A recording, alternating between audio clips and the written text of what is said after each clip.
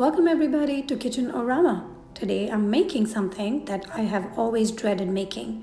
It's none other than cheesecake. This is a soft, fluffy and very delicious cheesecake made with very simple ingredients and less time. For this you need about 2.5 pounds of cream cheese, 1 cup of vanilla flavored Greek yogurt. You can use any artificially flavored Greek yogurt or full fat yogurt. I'm using Greek because it gives a thicker consistency. About 5 eggs. I need 2 cups of seedless dates, which are either finely chopped or minced. 2 cups of walnuts, which are powdered in a food processor. 3 tablespoons of maida or all-purpose flour. 10-inch spring foam cake pan. About 3 to 4 tablespoons of maple syrup. And assortments of garnish and toppings. I'm going to be making dragon fruit drizzle, but you can use any other fruits to make your drizzle. Go ahead, take a pan, turn it on medium flame and add your chopped dates and your powdered walnuts and mix them well up together on low flame so they become nice and mushy. Take your spring foam pan, grease it with oil or butter or put a parchment paper if you please, and spread your nut mix at the bottom. Now I'm not using graham crackers with butter. Instead I'm replacing it with nuts and dates to make it a little healthier, even though I'm indulging in a cheesecake.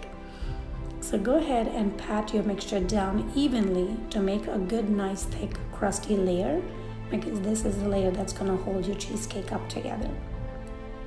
Now after I'm done this, I'm going to set it aside to cool. In a bowl, I'm going to take my cream cheese, and all I need is a hand blender. I do not need any other fancy tools. One of the things to remember here is to make sure your cream cheese is room temperature and not chilled. It's much easier to blend your cream cheese at room temperature than when it is cold. Once your cream cheese is blended, take half a cup of sugar and start blending it one more time. Yes, there is a lot of blending, but that is the beauty of cheesecake. Every single ingredient needs to be incorporated well so it adds its own flavor and texture to your cake. So go ahead and blend it all well together to make sure there are no lumps sitting at the bottom of your bowl. It's very important to occasionally scrape the bottom and keep blending. Once you're done with that, go ahead and add 1 cup of your Greek yogurt or whole fat yogurt. As I said, you can use any flavor depending on what kind of cheesecake you want to make. Here I'm going to add about half a teaspoon of salt. Now salt helps in elevating the sweet flavor of your cheesecake. So about half a teaspoon is all you need. Go ahead and mix it all well together and make sure everything is incorporated well. Occasionally you will have to take a spatula and scrape the bottom of your bowl to make sure there are no lumps sitting at the bottom, so everything is combined uniformly. And now you can see those beautiful baby foamy swirls forming at the top, which tells you that you're getting the consistency of the cheesecake that you're looking for. Once that's done, I'm going to add my eggs into the bowl. Now a lot of recipes online will say to add eggs one at a time, but I've noticed that if I gently beat my eggs beforehand and add all of my eggs in a beaten form to the mixture, it helps in 2 things. It helps me to aerate my batter a little bit better and I can combine it with less effort, also bringing down the time of mixing. I'm going to go ahead and mix it all well together. You can see that now the mixture is getting a nice off-white goldenish tinge to it because of the eggs that are added. Once you blend it all well up together, you're going to make sure nothing is sticking to the bottom of your bowl. I know it's very exhausting to kind of keep mixing, but how well you mix your cheesecake batter will decide and determine how well and how tasty and fluffy your cake's going to turn out. Now this was a midnight baking experiment and my 7-year toddler was partner in crime. She's actually the one recording the whole thing, and I believe she's done a fantastic job recording this. There you go. And at this point you're going to add about 3 tablespoons of all-purpose flour. Now all-purpose flour will give you the gluten you really need to hold your cheesecake together. So go ahead and start from the top, blend it in, and as the top gets blended, you go deeper into the batter and make sure it's incorporated well throughout. If you have one of those fancy blenders, you can definitely use those. But if you're like me, who is not a regular baker, and you are not looking into investing a whole lot, a simple hand blender like this, which is from Chef Mate, works perfectly. Once that's blended in, go ahead and pour your batter on top of your spring foam pan, which has been cooling off for some time.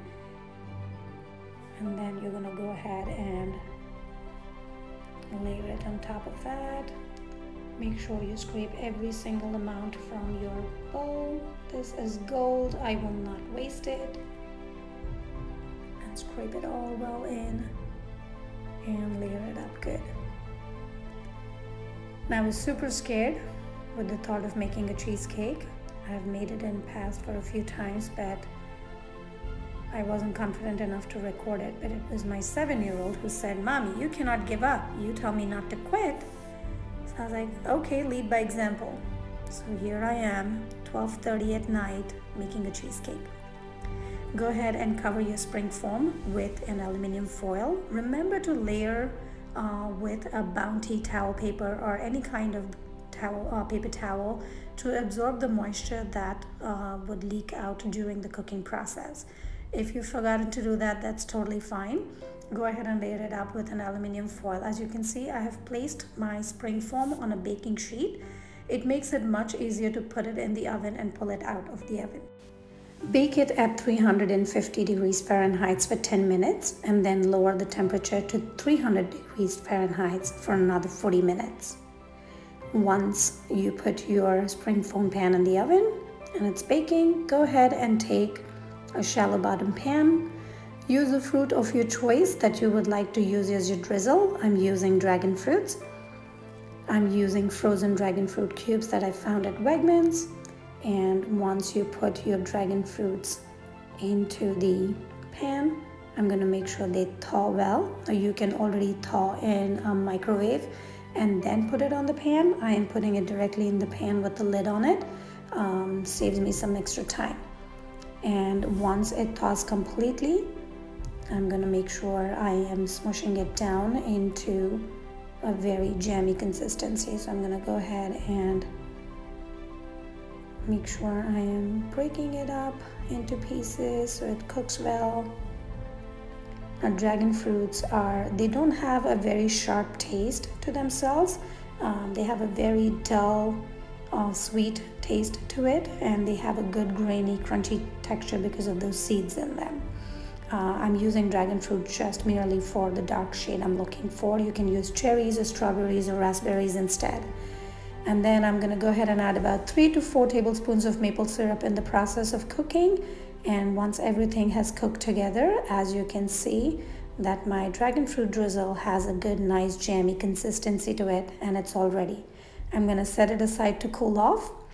Once my cheesecake has been baked, I'm gonna go ahead and take the aluminum foil off my cake pan. Ooh, I'm so excited. And then, now you can see I did not use a paper towel and there is this layer of water droplets on top. Don't worry about it. Take a paper towel and dab it off and it will go off completely. Take a toothpick, push it right through the center of the cheesecake, and when you take it out, it might seem a little wet. And this is exactly what I want you to remind. Do not freak out if you feel that the center of your cheesecake is a little jiggly. That is technically how it is supposed to be. If the edges of your pan looks like it's cooked and it's separating, but the center is jiggly, that is totally fine, because cheesecake continues to set itself while it's cooling in the refrigerator. Go ahead and put your pan in the refrigerator to cool off overnight, or at least for 8 hours. And once that cooling process is done, take a water glass or maybe any cereal bowl, place your spring foam pan on top of it, unlock the latch on it, and gently push the outer rim down. And you can see that your cheesecake tray, the spring foam bottom, kind of separates from the outer ring and it's supported. And here you are with some delicious, amazing cheesecake. Drizzle it, layer it, garnish it with whatever your favorite fruits would be, and dust it with some powdered sugar. Enjoy!